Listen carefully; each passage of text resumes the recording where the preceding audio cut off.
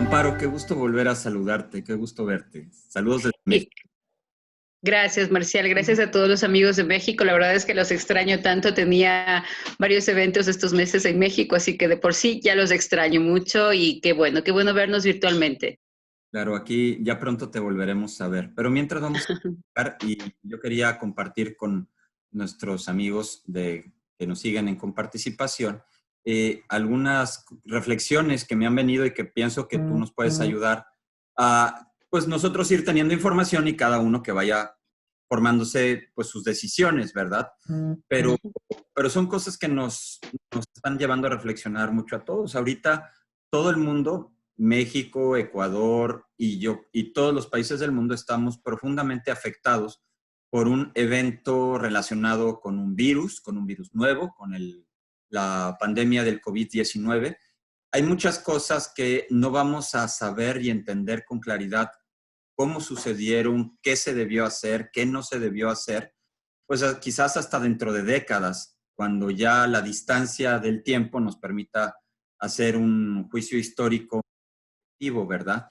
Eh, Entre muchas otras cosas, algo que muchos se preguntan es, y bueno, ¿dónde están y cómo han actuado y cómo están actuando y qué podemos hacer para apoyar, pues con las grandes instancias internacionales que existen para esto, ¿no? O sea, porque pues uno piensa, bueno, si es un problema mundial, pues quien se encarga de ayudar a los países del mundo en estos temas es la ONU, y para los temas de salud dentro de la ONU, la Organización Mundial de la Salud. Y entonces, tú has tenido mucha relación, sea con la ONU, sea con la Organización Mundial de la Salud, en otra época de tu vida. Entonces, ¿cuál ha sido esa experiencia? ¿Cómo funciona la ONU y cómo funciona la Organización Mundial de la Salud para estos grandes temas que nos involucran a todos? Sí, yo pienso que es importante que nosotros empecemos saludando y solidarizándonos con todas las víctimas. Desde allá yo les mando un abrazo. Al menos en Ecuador, suman más o menos unas 11,000 personas que han fallecido. Todos a mi alrededor tienen un amigo, un conocido, un familiar cercano que ha muerto a causa del COVID en estos últimos meses. Y entonces yo pienso que es importante darnos un abrazo de solidaridad y de encuentro, no perder la esperanza, pero también reconocer que han sido momentos muy duros. El mundo de por sí está viviendo un cambio de época y todos los cambios de época dejan dolores, dejan heridas que hay que irlas sanando, ¿no? Entonces, en este cambio de época, como lo ha dicho inclusive el Papa Francisco, estamos confrontando un cambio de época y en este cambio de época hay muchas instituciones que tienen que ser cuestionadas, que deben ser cuestionadas, no la institucionalidad, sino la función de esa institución.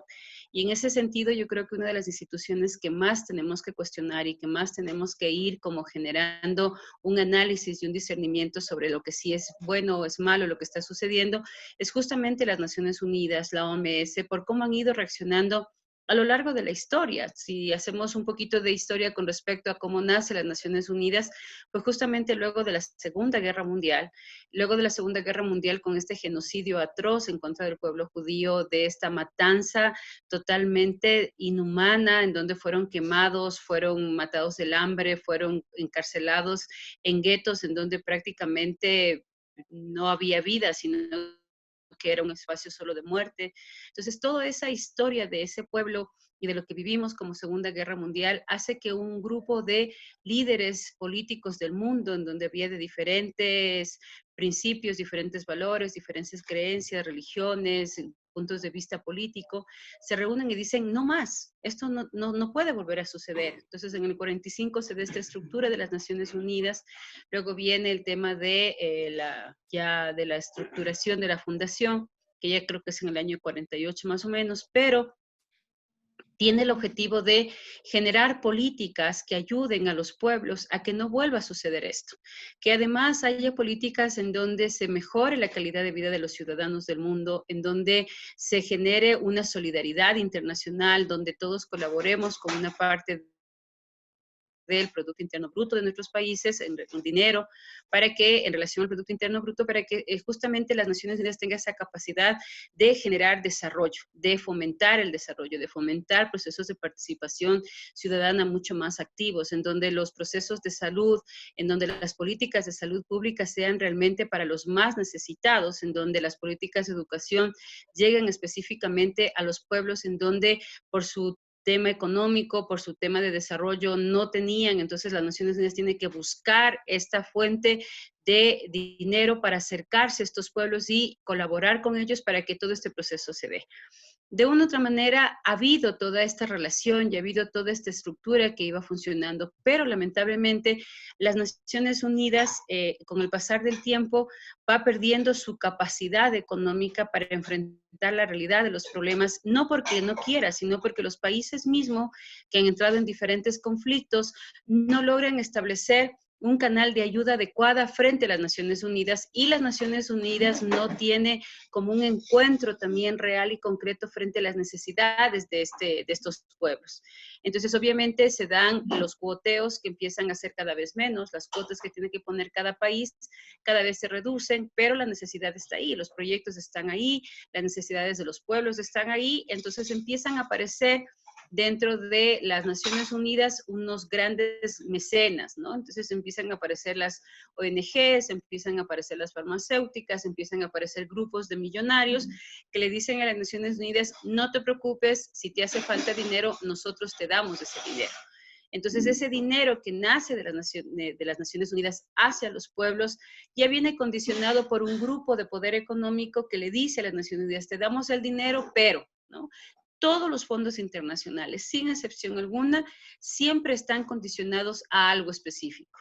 Entonces, ese dinero que viene condicionado a nuestros pueblos es el que ya no es correcto, porque no se respeta la soberanía de los pueblos, no se respeta a las leyes de estos pueblos, a las constituciones de estos pueblos, a la democracia de estos pueblos. Te voy a dar un caso específico de la OEA con Costa Rica. Costa Rica en su constitución habla del respeto a la vida desde la concepción. Y entonces una organización que quería empezar a trabajar el tema, porque no son personas, o sea, hablemos claro, se toman nombres, se toman casos, pero a la hora de la hora son instituciones de por medio que están interesadas. Entonces se toma el tema de la fecundación in vitro, una empresa que quiere empezar a trabajar fecundación in vitro, y empieza todo un caso, todo un proceso, y resulta que las Naciones Unidas dice que sí, lo mismo en el caso del gaymonio. Entonces, todo este tipo de situaciones dicen, oiga, usted no puede ir, o sea, no puede ser que tengamos 120 asambleístas o congresistas en mi país que digan que la Constitución se respete la vida desde la concepción, que es el matrimonio es entre hombre y mujer, para que vengan 8 sabios, porque son 8 sabios, ¿no? Que de pronto dicen, no, ¿sabe qué, señor Ecuador, señores Costa Rica? Su constitución a nosotros no nos importa. Nosotros interpretamos que los derechos humanos son esto, nosotros interpretamos que el matrimonio es esta otra cosa, nosotros interpretamos que la vida empieza cuando nosotros digamos. Porque el que dice que la vida empieza en el día 14 o que la vida empieza después de 14 semanas o que la vida empieza después de 6 meses es un soberano ignorante, porque la ciencia, la biología, lo dice claramente que el momento en que se une un óvulo y un espermatozoide, empieza automáticamente un nuevo código genético, un nuevo proceso de vida, y eso se llama la concepción, y a partir de ese momento tú, yo y todo lo que nos están escuchando han iniciado la vida.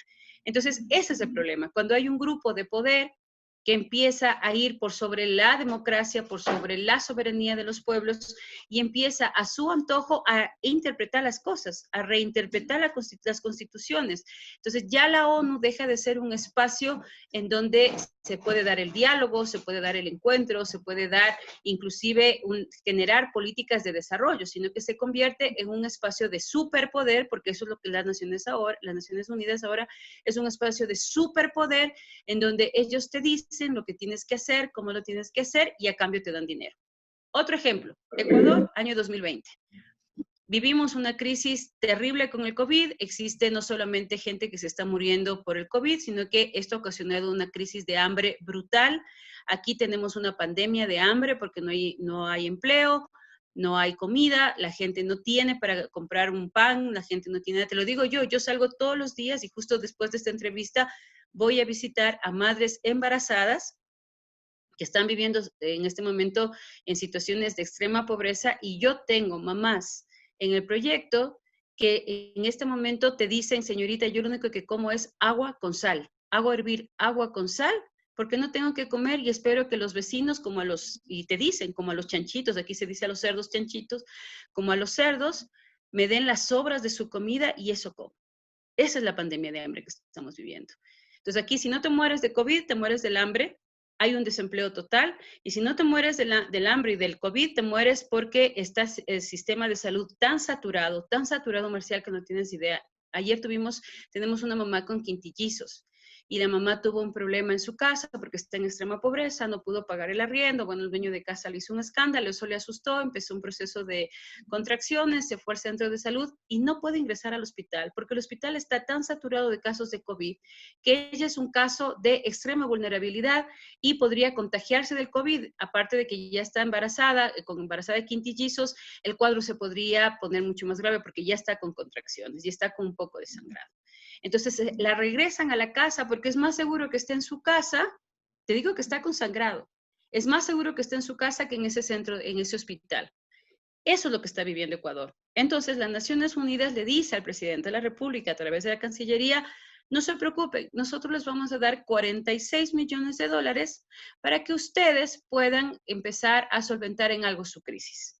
Pero en el objetivo 2, en el 5.1.1, dice claramente que esos 46 millones de dólares están supeditados a que nosotros legalicemos el aborto legal y seguro, entreguemos anticonceptivos a niños desde los 10 y 12 años como parte de las políticas de salud pública del Ecuador. De eso estamos hablando. Entonces tú dices, ¿qué tiene que ver?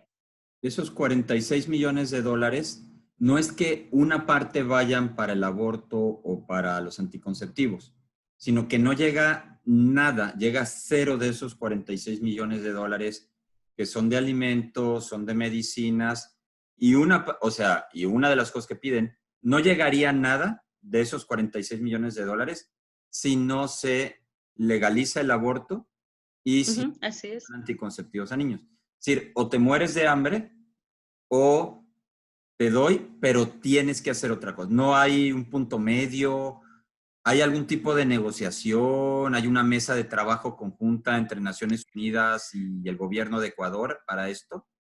No, o sea, lo que se ha hecho son diferentes cartas, diferentes movimientos. Nos hemos empezado en este momento a hacer cabildeo y lo que hemos logrado es que uno de los asambleístas pro vida, Héctor Yepes, envíe una carta a la Cancillería, porque fue la Cancillería la que motivó todo esto, y le pregunte exactamente qué implica aborto legal y seguro y anticoncepción en el convenio humanitario a cambio de los 46 millones. Y lo ha dicho claramente, implica el aborto legal y seguro, sino que él se ampara en, hasta el momento, está el artículo 150 que permite la despenalización en el caso de mujeres que han sido dementes, idiotas, violadas, o en el caso de que la mujer corra peligro su vida, pero tiene dos candados que son un tema de bioética, un tema de familiares que estén de acuerdo. Es decir, ha habido, creo que en lo largo desde son 70 años de esta ley, en estos 70 años habrán habido unos 16, 18 casos, si no estoy mal, que han logrado aplicar esta ley, porque tiene muchos candados a nivel del marco bioético de este articulado. Pero ellos ya lo ponen como si fuera un articulado que está totalmente abierto, es decir, como que sí, en este momento hay estas excepciones, pero si es que llega a cambiar la ley, pues todas las excepciones. Y no se ha cambiado la ley. Hace pocos meses en el Ecuador, los legisladores, no es ni 4 o 5 meses, que los legisladores ratificaron que en el Ecuador el aborto por violación y el aborto abierto no va. La legislación, hubo todo un proceso legislativo, hubo varias sesiones, hubo 2 instancias, hubo comisiones que analizaron el tema, hubo movilizaciones sociales y el Ecuador ratificó su vocación pro vida. Y a pesar de eso, después de todo ese proceso legislativo, después de todo ese proceso ciudadano, después de todo ese proceso de movilizaciones ciudadanas, las Naciones Unidas vuelven a insistir. Esas son las Naciones Unidas de las que estamos hablando. O sea, yo te ayudo a cambio de qué. Porque esto es un negocio. Yo lo he vivido, yo lo he visto. Eso era lo que te iba a preguntar, porque en síntesis lo que estoy entendiendo ahorita es que la ONU nació con un fin noble para evitar que se repitieran errores del pasado, ¿verdad? luego fue un problema de dinero y entonces, de lo que nos mencionas, dejó de ser un espacio para ayudar a los países porque hubo dinero de particulares. Eso es lo que te quiero preguntar. O sea, ya no es dinero de los países para ayudarse entre todos, sino lo que tú nos estás diciendo es que hay dinero de intereses particulares, no para que los países se ayuden, sino para que los países hagan algo que estas corporaciones o fondos quieren, si estoy entendiendo bien, y de ahí viene que entonces la ONU no ayuda a los países, sino lo que estoy entendiendo sobre todo al final es que ante un problema de un país, es un poquito como que sí ayuda, o sea, hay muchas cosas buenas porque hay hambre, entonces sí van a ayudar en el hambre y todo, pero ahí lo que suena raro es que te ayudo, pero al mismo tiempo te obligo, o sea, no es una ayuda noble, sino que es una ayuda muy condicionada y sin, como tapándole la boca al país y a las decisiones de los ciudadanos de, oye, pues si me vas a ayudar, ayúdame, pero no me obligues a hacer cosas que yo no quiera hacer. Dime, ¿estoy entendiendo bien? Eso es más o menos lo que estoy diciendo y es una afirmación muy fuerte y muchas personas van a decir, oye, vamos a decir, oye, pues es que, eh, ¿cómo lo demuestras? O sea, ¿a ti qué te ha pasado? ¿Tú has visto que demuestre esto? A ver, yo les voy a pedir que se hagan un mapa mental, un organigrama imaginario, ¿no? Entonces, haz cuenta que las Naciones Unidas, todo el dinero y las propuestas políticas de las Naciones Unidas bajan a una instancia de organizaciones internacionales tipo USAID, tipo Plan Internacional, tipo CLAE, todas esas, ¿no es cierto? Entonces, ese dinero está supeditado a convenios internacionales y en el medio está el Banco Mundial, el Fondo Monetario Internacional. Estos convenios internacionales a través de cancillerías, ¿a quiénes llegan? A los gobiernos a través de sus ministerios de salud, de educación, los gobiernos locales, ¿no es cierto? Y baja así. Esa es la estructura. Pero esta estructura de arriba es la estructura que tiene que generar la fuente, tiene que generar todo un marco de objetivos, un diagnóstico, toda una estructura de proyecto en donde tengas claro los objetivos, los resultados, cuánto dinero, los recursos humanos, dónde va a ir, qué es lo que va a pasar, absolutamente todo, ¿no? Entonces, este proyecto que se estructura en función de una realidad se paga con estudios e investigaciones a sociólogos, antropólogos de las mismas Naciones Unidas. Entonces, yo hago un estudio de la realidad. Yo lo hice. Tú tienes unos términos de referencia. En esos términos de referencia te dicen que te van a entregar 6,5 millones a diferentes ONGs para que tú apliques un proyecto de salud sexual reproductiva, que es el último que yo hice del año 2000 al 2004. Sale en el ¿Puedes periódico. entrar a detalle? O sea, porque eso es lo importante, que no es que lo digas porque lo crees, sino lo digas porque tú lo viste. O sea, para que la gente pueda ver que lo que está diciendo Amparo es lo que vio. O sea, ¿qué fue lo que a ti te pasó? ¿En qué participaste tú? A ver, yo he participado en Específicamente ese varios, proyecto. o sea, Ese a ver, yo proyecto. soy consultora desde hace muchísimos años. O sea, trabajé como consultora en el UNICEF Sí. en el año 1990. ¿Qué es lo que hace la Nación Unida? Saca unos términos de referencia. Ustedes en México los deben haber visto, salen en los periódicos y salen en la web.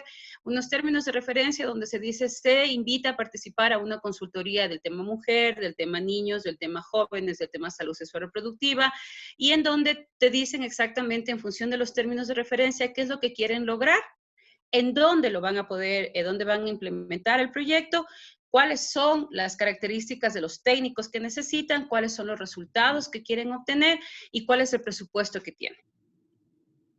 Tú participas con tu ONG, con tu grupo de consultores, en el caso mío se llama CIDED, y CIDED participa en este espacio de las Naciones Unidas para poder acceder a estos términos de referencia y a esta consultoría.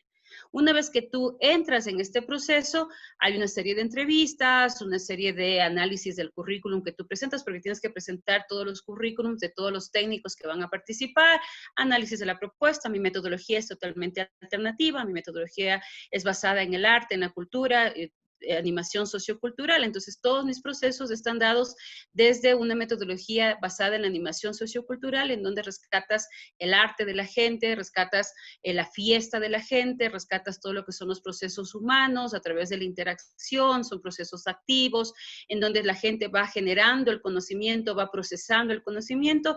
Es un aprender a aprender. Esa es la metodología que nosotros manejamos como CIDED.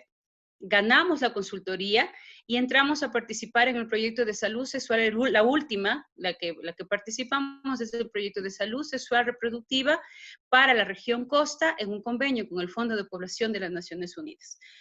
De los objetivos centrales del proyecto, bajar el embarazo adolescente, evitar el contagio de enfermedades de transmisión sexual entre pares, entre los adolescentes, bajar el nivel de violencia sexual en las escuelas y colegios, evitar el crecimiento y la expansión del VIH-Sida y evitar el inicio temprano de la vida sexual de los chicos. Así, o sea, tienen todos unos títulos rembombantes, objetivo 1, resultado del objetivo 1, plan de acción del objetivo 1, bueno, todo eso estaba totalmente estructurado.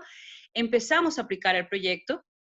Empezamos a trabajar, con metodologías por ahí circulan en las redes sociales, yo estoy haciendo una dinámica de juegos, de gusanitos, de actividades culturales de la misma zona, y entonces empezamos a hacer con los jóvenes un enamoramiento y un empoderamiento de los anticonceptivos como parte fundamental de su vida, ¿no?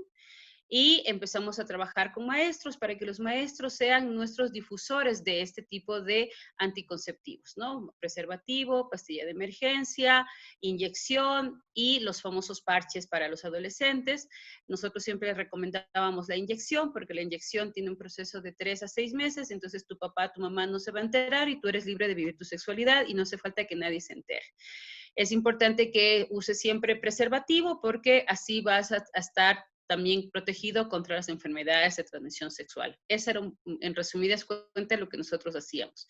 A los médicos los capacitábamos para que los médicos sean especialistas en la atención a adolescentes para que les enseñen todo el tema de las relaciones sexuales, qué hacer, cómo hacer, qué ponerse, qué quitarse, qué cuidarse, y inclusive creamos espacios para adolescentes, porque lo que nosotros buscábamos es que no se vayan a topar con un médico que les diga a los chicos que no están en edad de vivir la sexualidad, que la sexualidad tiene sus riesgos y que de una sexualidad siempre va a haber la posibilidad de un embarazo. Entonces, esos médicos a nosotros no nos gustaban.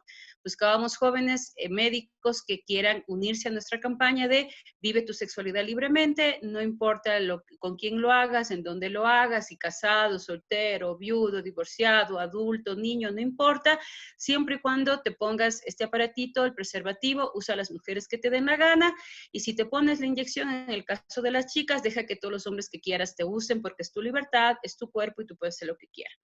Esos médicos los capacitábamos, les entregábamos los insumos y que inclusive dentro del mismo hospital lo que hacíamos es decirle al director del hospital que vamos a hacer una mejora del sistema de salud y que uno de los puntos es el mejoramiento de la infraestructura. Comprábamos camas, insumos médicos para los mismos médicos y creábamos dentro de la estructura, nos robábamos un espacio en donde teníamos 2 o 3 consultorios, en donde había médicos pagados específicamente por el proyecto que ganaban más que los otros médicos, para atender a adolescentes en la entrega de anticonceptivos y para hacer luego publicidad y promoción y acompañamiento en el tema de anticonceptivos. Es básicamente ese proyecto, promoción, difusión, acompañamiento en el uso de anticoncepción para adolescentes. En resumidas cuentas, es lo que haces. Y luego teníamos toda una campaña de cabildeo con los políticos, los gobiernos locales, con los diputados, para que los diputados nos ayuden a que cada vez los padres tengan menos poder y no tengamos problema con el tema de los derechos de los papás, porque los chicos estaban usando anticonceptivos sin el conocimiento de los papás. Por ejemplo, hay hasta ahora una ley en donde dice que ningún centro médico puede entregar ni siquiera una aspirina a un niño si así se haya caído, en el caso de que su papá no tenga conocimiento y no acepte esto, ¿no? Para nosotros eso era un problema porque, claro, estábamos entregando anticonceptivos, inyecciones, parches y todo. Entonces, ¿qué es lo que hicimos? Que estos legisladores, el Ministerio de Educación, diga que a excepción de en el ámbito de salud sexual reproductiva, porque ese es el paraguas, ¿no? Salud sexual reproductiva puede ser cualquier cosa, anticoncepción, aborto, género, lo que sea.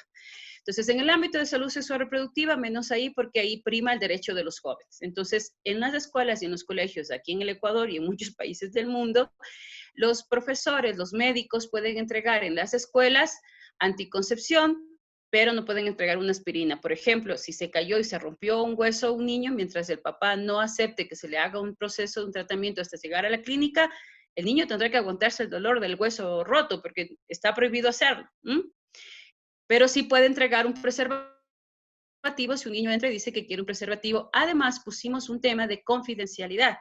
En el mismo articulado de ley habla de que todos los temas de salud sexual reproductiva tienen que ser de extrema confidencialidad y que esta extrema confidencialidad inclusive estaba sancionada si es que este profesional rompía este tema de confidencialidad en el tema específicamente de sexualidad.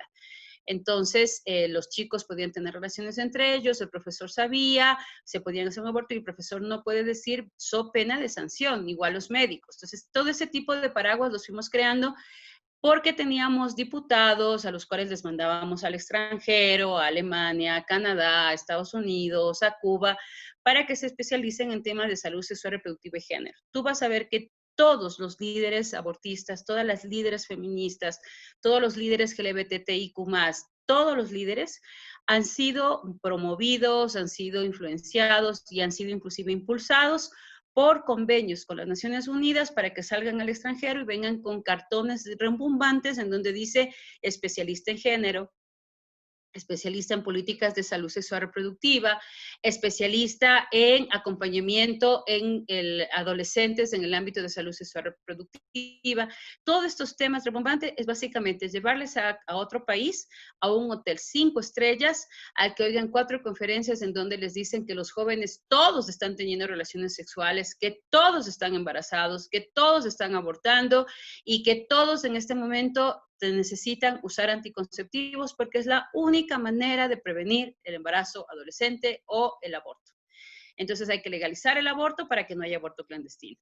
Para solucionar el tema de pobreza hay que legalizar el aborto. Para solucionar el problema de violencia intrafamiliar hay que legalizar la anticoncepción y el aborto. O sea, si tu marido viene, te pega, te deja el ojo morado, lo importante es que estés puesto un anticonceptivo y si te embarazó, abortes.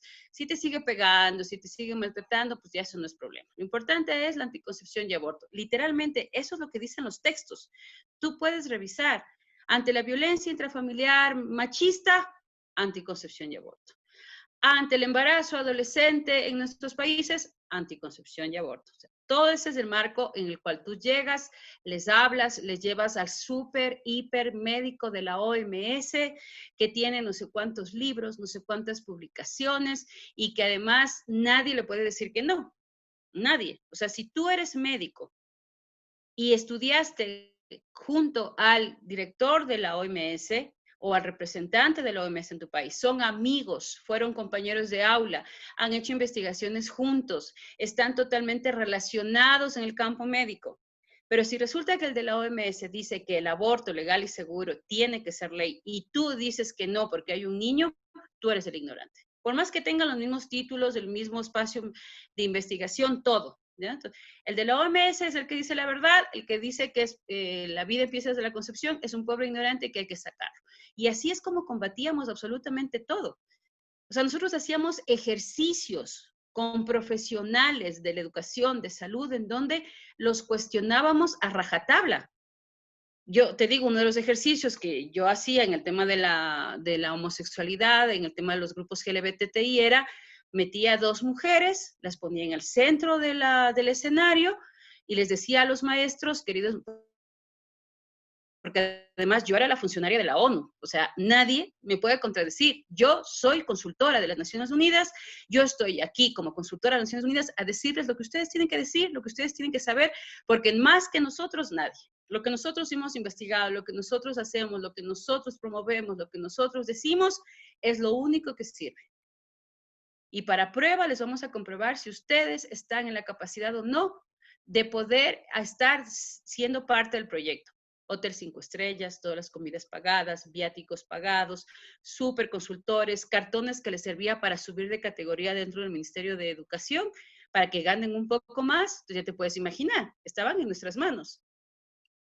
Entonces venía el ejercicio, todos sentados, les pedíamos que hagan silencio, poníamos una música bonita, las chicas se acercaban, se tomaban de la mano, se hacían caricias eróticas, se besaban apasionadamente. Yo les decía, gracias chicas, salgan por favor. Y yo les pedía a los profesores que por favor levanten la mano a quienes eso les había parecido que no estaba bien, que era inmoral, que era incorrecto o que no era algo bueno para la vida de las chicas. Levantaba el 50%, entonces les pegábamos una sacada del aire de esas terribles moralistas, ignorantes, antiderechos, odiadores, no se han actualizado, por eso el mundo está como está, por eso el país no crece, por eso el país no se desarrolla, por eso el país es realmente un desastre en el tema de derechos humanos, por gente como ustedes, que cree tener principios y valores, y dónde está el amor, y dónde está la libertad, y dónde están los derechos de los demás. Entonces, claro, les decíamos, ustedes están en este momento en la mira porque posiblemente no pasan el proyecto y no pasan el curso. Y luego seguían los talleres y mételes la importancia de los derechos, la importancia de la libertad, la importancia del amor, no importa con quién, no importa cuándo, no importa dónde, no importa si es por la boca, no importa si es por el ano. Te lo digo literalmente así. Hacíamos ejercicios con globos en donde al que te tocaba, si era entre mujeres, entre hombres, casados, viudos, solteros, divorciados, no importa, con globos para que con el globo empiecen a pasarle con música adecuada, tirados en el piso, el uno acostado, el otro parado, que le pase el globo por todas las partes del cuerpo, que le frote por los aparatos genitales y que diga que siente. Y pues, claro, o sea, subías el eros, pero de una manera terrible. Entonces, aquí todo se vale, todo está bien, no pasa nada, relájense, es tu cuerpo, disfruta de tu cuerpo, deja que tu cuerpo empiece a tener las sensaciones, que perciba tu cuerpo, eso no está mal, está bien, déjate fluir por el ejercicio, déjate fluir por las sensaciones que tienes, eso es la realidad, eso es el amor, deja fluir el amor dentro de ti. Entonces, claro, una confusión de lo que es el amor, de lo que es el eros, de lo que es el placer, de lo que es el respeto, de lo que es la libertad. Y claro, ya te puedes imaginar los zafarranchos que se armaban en el hotel. Y al siguiente día todo el mundo en el desayuno así con una cara de, aquí algo no está bien, ¿no? O sea, me acosté con mi compañera, se armaban cosas terribles. Y te lo digo con vergüenza, porque eso es lo que pasa, es lo que hay hoy en las instituciones públicas, es lo que está sucediendo hoy. Y es lo que se está haciendo con nuestros jóvenes en los colegios. Eso es lo que estamos haciendo. Ejercicios en donde a los chicos se los erotiza, se les marca un marco de hedonismo brutal, terrible. Entonces, imagínate un chico de 14 a 15 años que está con toda la adrenalina arriba, con todas las hormonas echando fuego, que le hagas un ejercicio en donde pruebe besarse, pruebe tocarse, pruebe sentirse, y encima más le das un preservativo, pues mira, fíjate lo que está pasando, es lo que está haciendo las Naciones Unidas, es lo que nosotros, los consultores de las Naciones Unidas, los promotores de salud sexual reproductiva, estábamos y están haciéndolo ahora en el colegio. ¿A cambio de qué? A cambio de millones. ¿Por qué no dices nada? Porque ganas un súper buen sueldo. La oficial de las Naciones Unidas del Ecuador, que es la misma señora Aido, que estuvo en España hace un tiempo promoviendo el aborto y diciendo que los seres humanos en el vientre de la mamá no somos seres humanos, ni somos niños, ni somos nada, porque es una cosa para ella. Esa misma señora Aida es hoy la oficial de la mujer aquí en el Ecuador, porque es el premio, porque todos estos líderes son bien premiados. Entonces, está aquí de premio, está ganando más de $22,000 mensuales, con casa, comida, carro, viáticos, gastos de representación.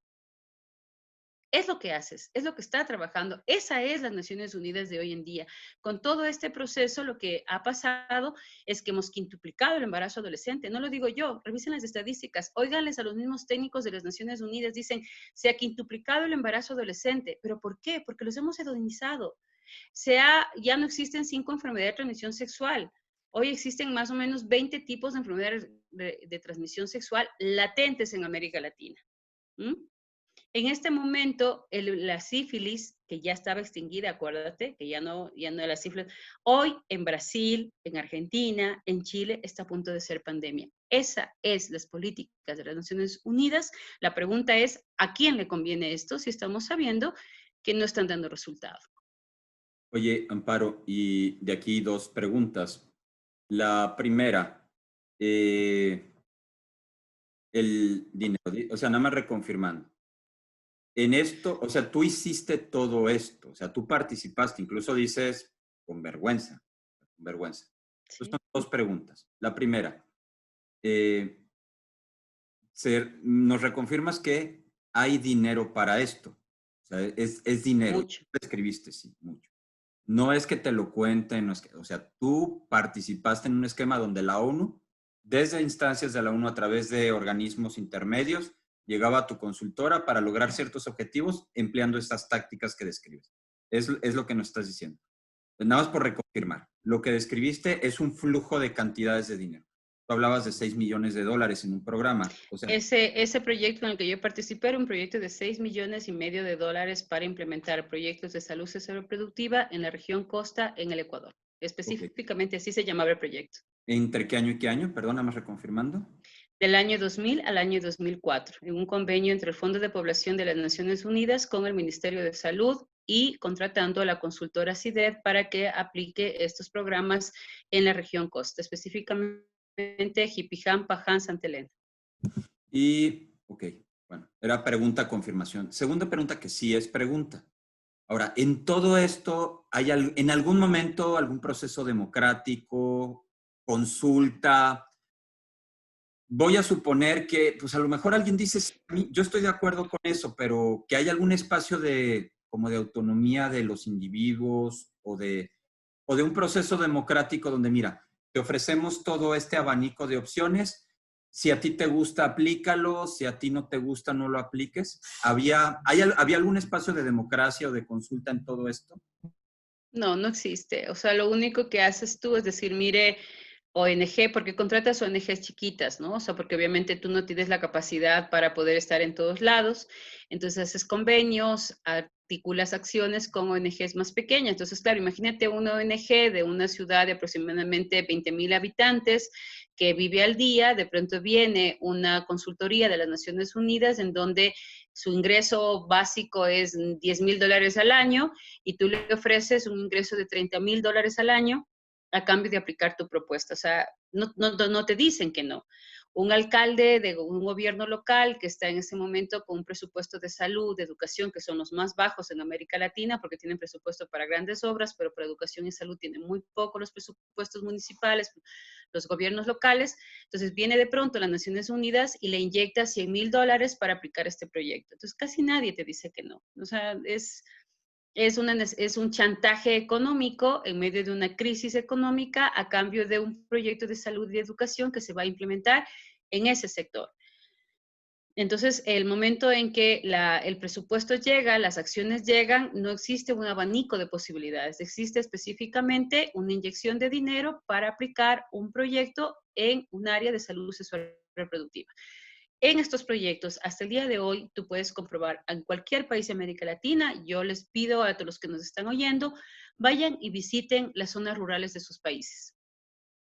Vean los armarios, vean los anaqueles donde están los medicamentos y fíjense qué medicamentos tienen. En muchas zonas rurales ni siquiera existe aspirinas, no tienen ni siquiera aspirinas, ni siquiera tienen medicamentos para evitar infecciones, antibióticos, ¿ya?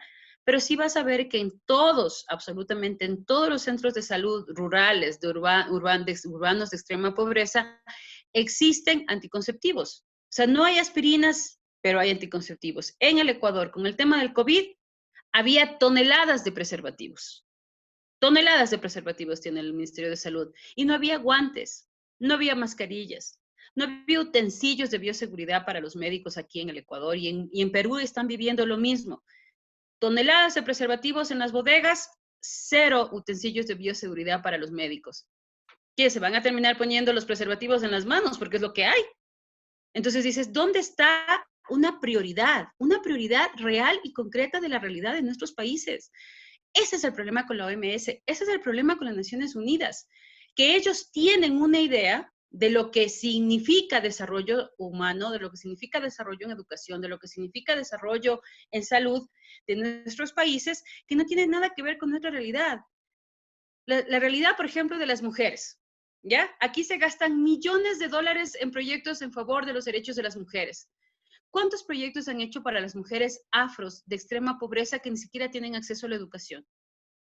La realidad de la mujer afro, desde todo el boom millonario de las ONGs de mujeres en América Latina, Está centrado específicamente, existen unos parámetros para evaluar estos proyectos, ¿no? Que tiene que ver con participación ciudadana, participación, mejora de la calidad de vida en el área de educación, laboral, ¿ya?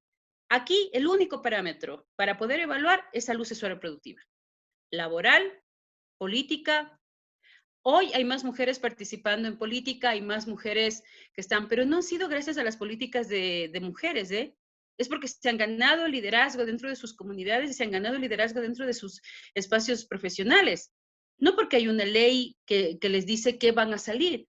El tema del cuoteo en política a nivel de toda América Latina, que tiene que ver la mitad de mujeres en la lista y la mitad de varones en la lista, ¿a quién ha beneficiado? ¿A la mujer indígena, pobre, que ni siquiera ha tenido acceso a la universidad? No, ha beneficiado a las mismas líderes de los grupos feministas, a nadie más. O sea, son leyes para ellas, en donde ellas siguen ganando y en donde ellas siguen liderando. Entonces, a la hora de la hora dices, no hay un beneficio, no hay un accionar real y concreto que genere una realidad. Entonces, el dinero está centrado en un negocio que beneficia a las mismas farmacéuticas. Entonces, yo farmacéutica le regalo a las Naciones Unidas 20 millones de dólares para que aplique políticas de salud sexual reproductiva. ¿Qué implica? Que a mi farmacéutica me compren los preservativos, los anticonceptivos, las hormonas para cambios de imagen sexual y los equipos para abortos o los equipos para cambios de imagen sexual. Yo mismo te los vendo, yo mismo te los proveo. La IPPF es el caso más concreto aquí en el continente americano. La IPPF tiene relación con todas estas farmacéuticas. La IPPF tiene un puesto especial en las Naciones Unidas. Entonces, la IPPF recoge fondos de los gobiernos de Estados Unidos, ahora ya no, o menos que antes al menos, recoge fondos de otros países, recoge fondos de las farmacéuticas, se sienta en la mesa de las Naciones Unidas y les dice a los delegados de las Naciones Unidas, tengo 30 millones en el pastel, ¿cómo nos repartimos el pastel? Se reparte el pastel específicamente con nombre y apellido, proyectos de salud sexual, reproductiva y género. Es para lo que hay. O sea, esos 30 millones de dólares o esos 20 millones o 10 millones son para salud sexual reproductiva.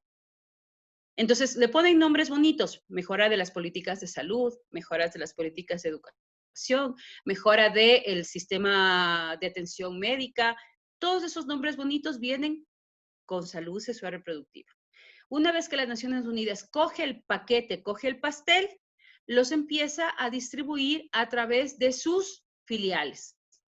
Estas filiales que llegan con diferentes nombres, Plan Internacional, USAID, GTZ, COVS, todo, hacen convenio para que vaya una parte donada y otra parte tipo préstamo. Entonces aparece el FMI, aparece el Banco Mundial. No es casualidad que en Argentina se quiera legalizar el aborto y de pronto mágicamente aparece un convenio económico con el Fondo Monetario Internacional. No es casualidad que México empiece a trabajar desesperadamente en sus congresos el tema de género, el tema de los niños trans, el tema de quitarles el derecho a los padres de familia, el tema del aborto, y aparezca mágicamente el Banco Mundial a hacer unos préstamos y hacer unas campañas para apoyo económico a México. No es casualidad, están ahí porque tienen el dinero, está real, el dinero es real y concreto. Entonces, este dinero a través de estas ONGs viene y ¿dónde se firman los convenios? Se firman los convenios en Cancillería, con los ministerios de salud, ministerios de educación, ¿con qué nombre? Salud sexual, reproductiva y género. Ustedes pueden revisar los convenios. Ese es el nombre y el apellido de este dinero. Entonces, no se puede usar para otra cosa que no sea para eso, porque así viene destinado el dinero. Entonces, viene a nuestros países, en el Ecuador, los últimos 10 años ingresaron 30 millones de dólares en convenios de salud sexual reproductiva para el Ministerio de Salud. Eso es lo que está pasando. Entonces, ¿qué es lo que pasa después de aplicar la ley? Económicamente, te voy a decir claramente, en el año 2015, el informe de las mismas farmacéuticas en el campo de anticoncepción dicen claramente que después de haber aplicado 30 millones de dólares desde el año 2009-2010 hasta el año 2020, resulta que en el Ecuador hasta el año 2015 se venden 1,5 millones de anticonceptivos mensuales. Mensuales. Y al 2020 se calcula que están entre 2 millones, 2,5 millones de dólares mensuales en anticoncepción. Entonces, claro, para mí como empresa es una inversión. Fíjate, tienes distribuidores médicos gratuitos, porque tú no le pagas al maestro que le está enseñando al niño de 10, 12 años el hecho de que difunda tus productos. Tú no le pagas. Entonces, tienes promotores de productos médicos gratuitos. Tienes médicos que instalan tus productos gratuitos, porque son médicos del sistema de salud pública. Entonces, son médicos que tú no les pagas, les paga el mismo gobierno. Entonces, tienes médicos que ponen tus productos, inducen tu producto al cliente, ¿ya? Tienes un ministerio, que es una ONG, que te contrata, es decir, es una filial tuya que te compra los productos para venderlos y distribuirlos. Entonces, claro, yo compro un preservativo a 10 centavos, lo vendo a 15, 25 centavos cada preservativo, hago una ley para que haya distribuidores de preservativos, contenedores de preservativos, para que la gente los compre. Además, es una ley en donde tiene que estar en universidades, en centros médicos, en centros de diversión, ¿no? Entonces, hay dispensadores de preservativos por todo lado para tu producto, que por ley, porque es una ley, ¿no es cierto? ¿Ya? Y hago que mis clientes usen estos productos desde los 10, 12 años. Entonces, me garantizo un fiel cliente durante 30, 40, 50 años tal vez. Ese es el negocio del que estamos hablando y esa es la estructura de la que estamos hablando. Ese es el negocio. Amparo, una última pregunta. Hay un Amparo que estaba en esos hoteles que hacía esas presiones sobre los participantes y el Amparo que está ahorita. Entiendo que tú ahorita, o sea, es muy distinto lo que describes que tú eras de lo que tú describes que eres ahora. Es una pregunta un poco doble. ¿Qué pasó en medio? Y así, aunque sea en síntesis, y tú has hablado de esto con jóvenes, los jóvenes con los que tú hablas, ¿qué piensan de esto? A ver, mira, el antes es una mujer, la misma mujer de hoy, o sea, súper cerebral, súper matemática, así como paso por paso, soy súper esquemática, ese es mi problema, o sea, yo cuando me quitas el esquema, me quitas el piso, entonces yo sé que voy a hacer esto, y cuando pasa algo que no esperaba, sí, me ocasiona así como una angustia personal que la voy venciendo cada día. Entonces, claro, esa mujer que pensó que las Naciones Unidas tenía la solución de la pobreza, la solución para las mujeres que están viviendo violencia, la solución para las adolescentes que se están embarazadas, comprometida, enamorada del proyecto, totalmente convencida de que el aborto era un tema del derecho a la mujer, de que no había nadie que pueda toparte, que no había nadie de que pueda ingerir en tus decisiones, que el tema de la crianza de los hijos tiene que ser un tema totalmente decidido, autónomo, nada impuesto. Esa misma mujer es la de hoy. Lo que pasa es que estoy convencida de que hay violencia intrafamiliar, hay violencia en contra de la mujer, pero también he descubierto que hay violencia contra el varón. Entonces, ya no hablo de la violencia contra la mujer, hablo de la violencia intrafamiliar, porque los niños, los abuelos, los maridos también están siendo maltratados, las mujeres también están siendo maltratadas. Y eso existe como una ceguera porque te inducen por un camino y ese camino es el único que tú conoces. Y de pronto a mí se me abrieron otros caminos. Cuando hablaba del aborto, nunca había visto un aborto. De pronto me encuentro con el aborto cara a cara, voy, participo de un aborto. Veo que lo que le sucede a la mujer en el aborto, los equipos que entran, todo lo que en la mujer realmente es un violarte, porque todas las cucharetas que van ingresando en tu cuerpo a través del conducto vaginal, la aspiradora que entra a través de tu conducto vaginal, lo que te desangras, lo que cae en los restos en el frasco de cristal que está ahí a los pies de la succionadora, que es 70 veces más fuerte que una aspiradora de una casa. Eso es algo que no lo puedes olvidar. O sea, no es que el aborto es algo que dices, mira, me voy a sacar una muela y en 40 minutos salgo y no pasa nada. Lo que vive una mujer en el aborto, lo que una mujer pasa en el aborto, lo que una mujer expone en el aborto, es algo que no te lo puedes imaginar, que algo tú que no lo puedes creer. O sea, dices, esto no es un derecho de la mujer, o sea, que venga un tipo y me meta como 7 cucharetas por el conducto vaginal, luego me introduzca una manguera y me aspire todo lo que tengo en el útero, y luego lo que tú ves en el útero son restos humanos. O sea, a mí no me vengan con el cuento de que son coágulos, de que son, ¿cómo se llaman? Células. Son restos humanos. Yo los he visto y tengo fotografías de esos bebés. porque hoy acompaño a mujeres que con aborto químico han abortado a sus hijos y han recibido a sus hijos en la misma bolsa de líquido amniótico moviéndose y ese hijo se ha muerto en sus manos con 10 semanas. Eso es lo que estamos hablando.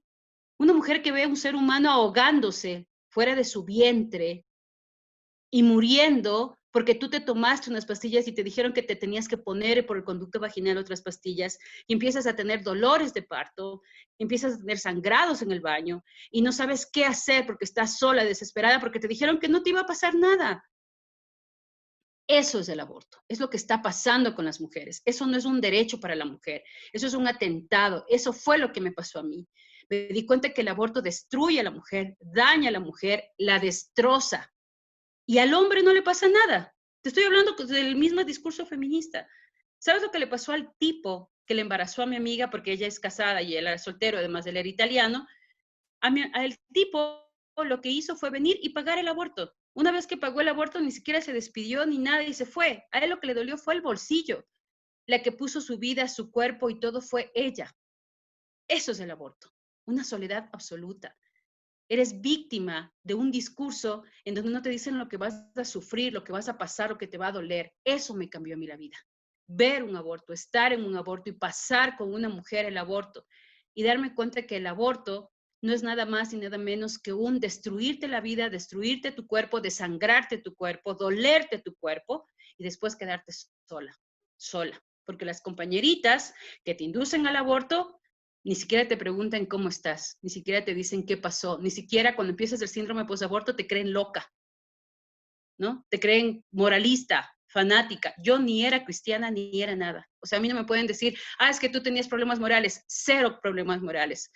Yo soy de las mujeres que tuvo la capacidad de empuñar un arma y ponerle el arma en la cabeza a un obispo cuando me tomé la catedral de Quito. Así de simple y sencillo. ¿No? Entonces, yo no tenía problemas de vida o muerte, para mí eso era algo que no iba conmigo, pero vi lo que una mujer sufre en el aborto, vi lo que una mujer pasa en el aborto, vi lo que una mujer tiene que ser sacudida en un aborto. Y luego las cifras. Yo les reto a todos los que creen en las políticas de salud sexual reproductiva, compruébenme que las cifras han ido para atrás. Porque si tú me das a mí 6 millones de dólares para que baje el nivel de analfabetismo en mi país y lo que hago es quintuplicarlo, déjame decirte que eres un desastre. Como técnico, un fraude, ¿no? Eres un ladrón, estás robando por algo que no está funcionando. Pues es igual a salud sexual reproductiva. Desde el año 90, que han dado millones y millones de dólares a lo largo de la historia en nuestros países, han quintuplicado el embarazo adolescente. Ya los chicos no se inician a los 16, 17 años. Hoy, 2020, los chicos se inician a los 10 y 12 años en su vida sexual activa y promiscua. Están con problemas de enfermedad de transmisión sexual.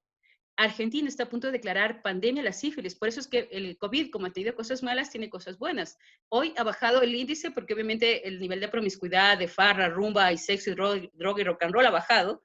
Entonces resulta que los chicos ha bajado el índice, pero estaban a punto ahora en noviembre.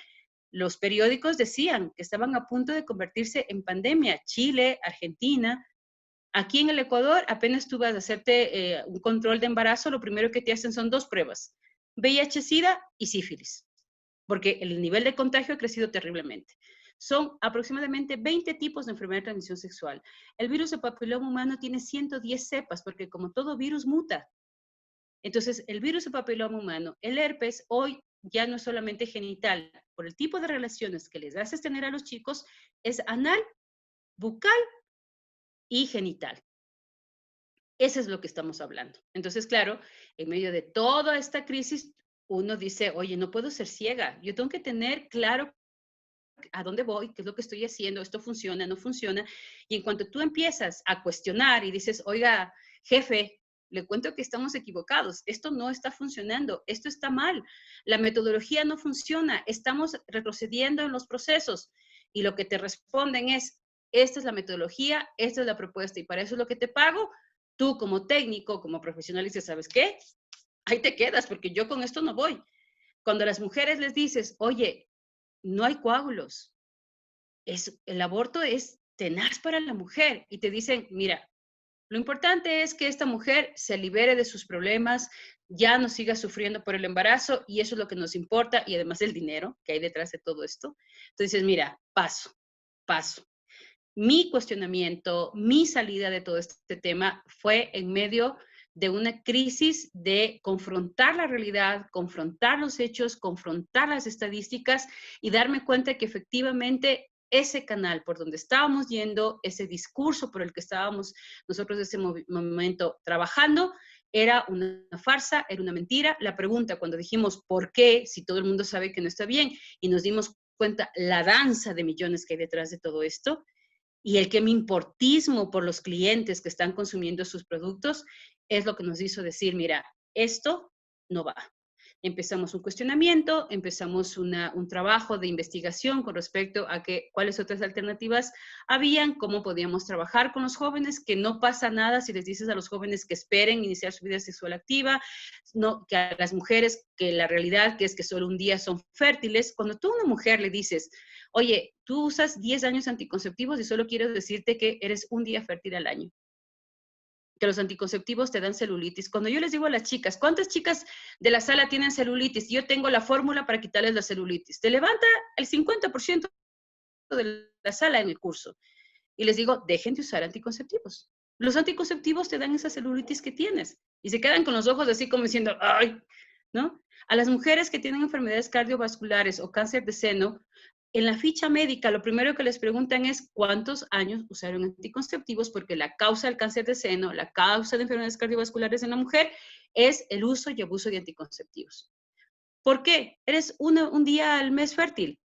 El hombre es 100% fértil, desde su primera eyaculación hasta que se muere, 365 días del año.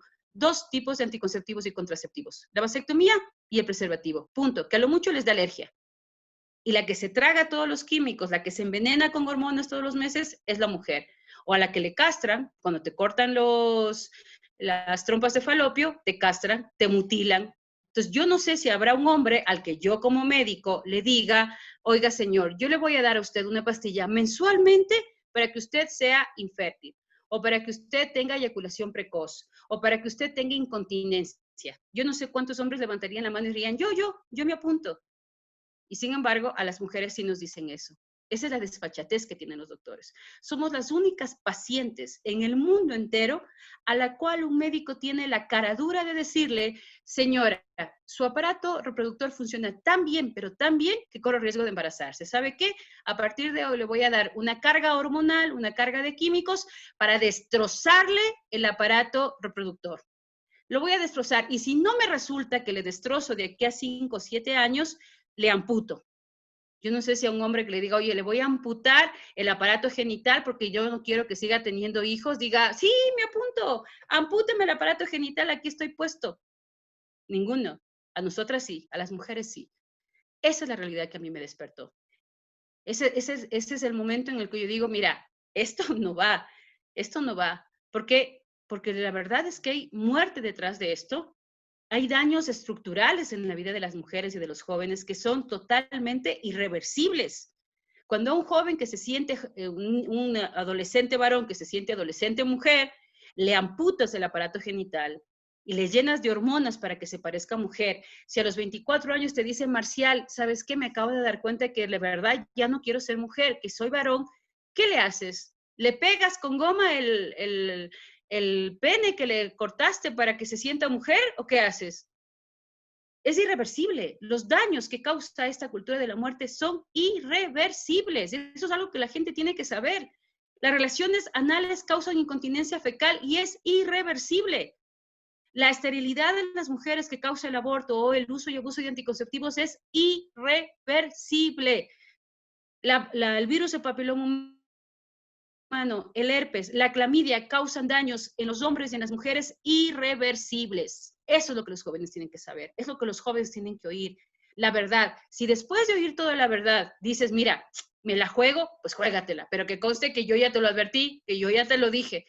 ¿Quieres ir por ese camino? Pues mira, Cholito, ve tú, pero que conste que te lo estoy diciendo. Cuando tengas 25 años me vengas a pedir pañales porque tienes incontinencia fecal, te lo dije. Eso es lo que te iba a pasar. Cuando vengas con síndrome posaborto, porque no puedes dormir, porque recuerdas a tu hijo, porque oyes llorar a tu hijo, porque te imaginas que fue niña y que hoy día tu hija tendría 7 años, te lo dije, te lo estoy diciendo.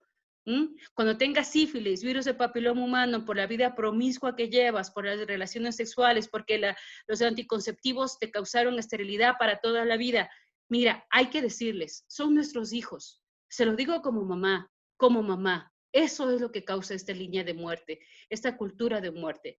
¿Y sabes qué? Todo lo que tú vives deja millones de dólares a un grupo de personas que le importas nada, nada, porque ellos siguen vendiendo. Porque si te enfermas, ellos siguen vendiendo la pastillita, la inyección para que tú te sanes. Porque ellos siguen vendiendo, porque si tú estás cansado de las hormonas y quieres cambiar, ellos no te dan las hormonas para que sigas cambiando. Ese es el punto. Entonces yo a ese juego no entro. Como mujer, como ciudadana, como madre, a ese juego no entro. A ese juego no me presto. Y creo que tenemos que abrir la voz y tenemos que decirles a los jóvenes lo que está pasando. Esa es mi obligación. Si después de eso lo quieren seguir haciendo, yo he zafado mi situación de conciencia y mi problema personal con respecto a hablar y decir la verdad. Te agradezco muchísimo, Amparo. Es un testimonio intenso, personal. Deja pensando muchas cosas. Hay muchas cosas que hay que asimilar de todo lo que nos compartes.